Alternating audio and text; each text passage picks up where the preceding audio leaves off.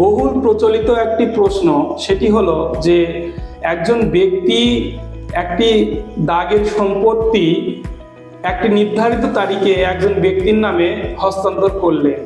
ঠিক ওই হস্তান্তর করার 15 দিন পর অন্য আরেকজন ব্যক্তির নামে ওই একই জায়গায় একই দাগে একই সম্পত্তি আবার অন্য আরেকজন ব্যক্তির নামে দলিল করে দিলেন।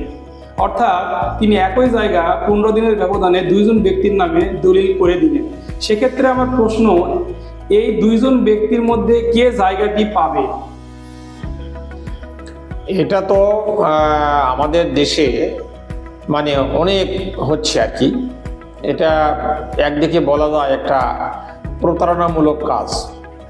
একজন ব্যক্তি একই সম্পত্তি একজন ব্যক্তিকে দিলেন, একই দাগ নাম্বার, একই খতিয়ান, একই সব, আবার ওই সম্পত্তিটা আবার 15 দিন পর বা 8 দিন পর বা 1 মাস পর আরও একজন ব্যক্তিকে দিলেন।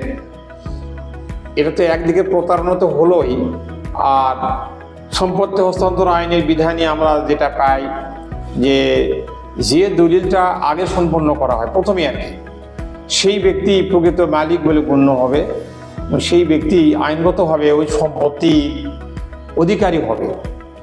এমনকি অ্যাজ এক্সাম্পল যদি এই ধরনের প্রশ্ন করা হয় বা আমরা এটাও যদি ধরে নিই যে একই দিনে 15 দিনের ব্যবধানে নয় বা 1 সপ্তাহের ব্যবধানেও নয়, একই দিনে যদি একজন ব্যক্তি একই সম্পত্তি একটা দিলেন, একজন ব্যক্তির নামে দিলেন, আবার ওই একই সম্পত্তি একই দাগ নাম্বার একই খতিয়ান একই সব আর একজনকে আবার দিলেন, সেখানেও আদালত বিবেচনা করে দেখবেন যে একটা ক্রমিক নাম্বার থাকে, দলিল নাম্বার এবং ক্রমিক নাম্বার।